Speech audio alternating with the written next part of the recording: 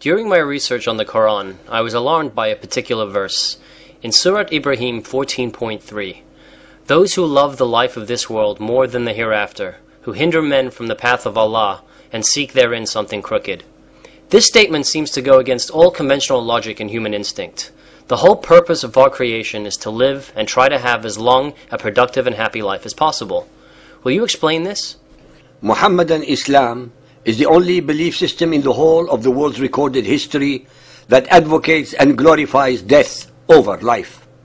Muhammad's message in his Quran of preferring death, invariably the death of others, not his, is the exact opposite of the Judeo-Christian traditions that insist upon the sanctity and preciousness and enjoyment of life.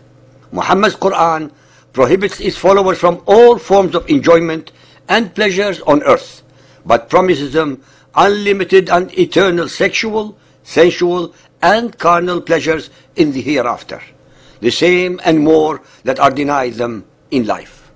So much so that the male followers of Muhammad would rather die and get killed in jihad, unholy war against all unbelievers, than be amongst the living so that they can gain these totally imaginary rewards. Al-Baqarah 2.94, say, "If the last home with Allah be for you specially, and not for anyone else, then seek ye for death, if ye are sincere." 2.95, "But they will never seek for death. Thou wilt indeed find them, of all people, most greedy of life, even more than the idolaters." These verses are actually in reference to the Jews and Christians who would rather live a good life on earth than the utterly impossible and untrue promises of a better life in Muhammad's version of paradise that he incessantly regaled his superstitious, gullible, and ignorant followers with. Al-Imran 3.185, "Every soul shall have a taste of death, for the life of this world is but goods and chattels of deception."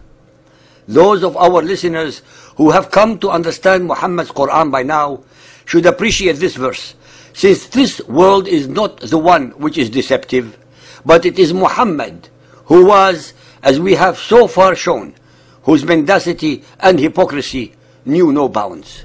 Ibrahim 14.3, "Those who love the life of this world more than the hereafter." Al-Nahl 16.107, "This because they love the life of this world better than the hereafter."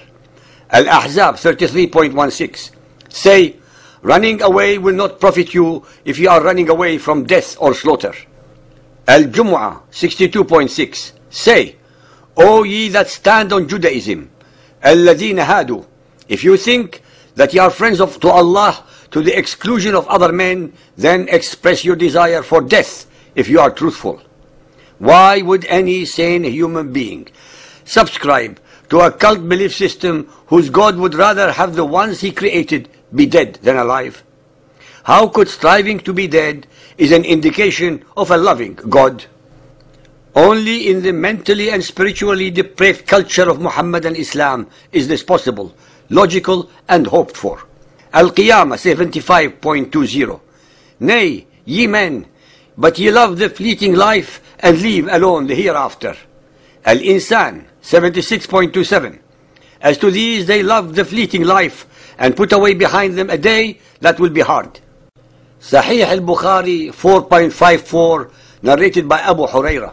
The Prophet said, "By him in whose hands my life is, were it not for some men amongst the believers who dislike to be left behind me, and whom I cannot provide with means of conveyance, I would certainly never remain behind any Sariya, army unit, setting out in Allah's cause. By him in whose hands my life is, I would love to be martyred in Allah's cause, and then get resurrected, and then get martyred, and then get resurrected again, and then get martyred, and then get resurrected again, and then get martyred again." Muhammad, with his own words, admits that he did not fight in the raids that he either initiated or conducted. What a coward! What an incredible liar! What an evil genius! Muhammad knowingly, skillfully and willfully deceived and manipulated his trusting, gullible and superstitious followers by enticing them with the most diabolical win-win promises. He was thus sending many of them to certain death with visions of booty and rape if they survived, and unlimited sensual and sexual pleasures in his version of paradise when they get killed in pursuit of his agenda. Al-Bukhari Hadith 5.425 narrated by Anas. Allah's Apostle went out towards the Khandaq, i.e. the trench, and saw the emigrants and the Ansar digging the trench in the cold morning. They had no slaves to do that work for them. When the Prophet saw their hardship and hunger, he said, "O Allah, the real life is the life of the hereafter, so please forgive the Ansar and the emigrants." They said in reply to him, "We are those who have given the pledge of allegiance to Muhammad to observe jihad as long as we live." Sahih Muslim Hadith 4963, narrated by Abdullah ibn Umar. Allah's Messenger said, "Every intoxicant is khamr, wine. Every intoxicant is forbidden. He who drinks wine in this world and dies while he is addicted to it, not having repented, will not be given a drink in the hereafter." Muhammad, who forbade the drinking of wine to his followers because they were arriving intoxicated to the mosque, promises them exactly the same wine to drink for eternity in their afterlife.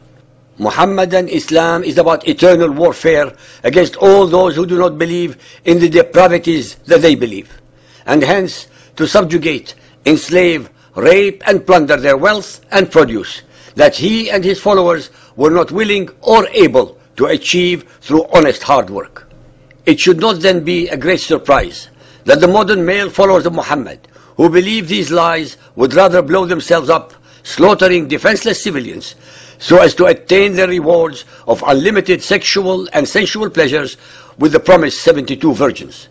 Muhammadan Islam is the ultimate cult belief system of joyless life but joyful and glorified death for its male followers, but a mournful and subservient life followed by a joyless afterlife for its female followers.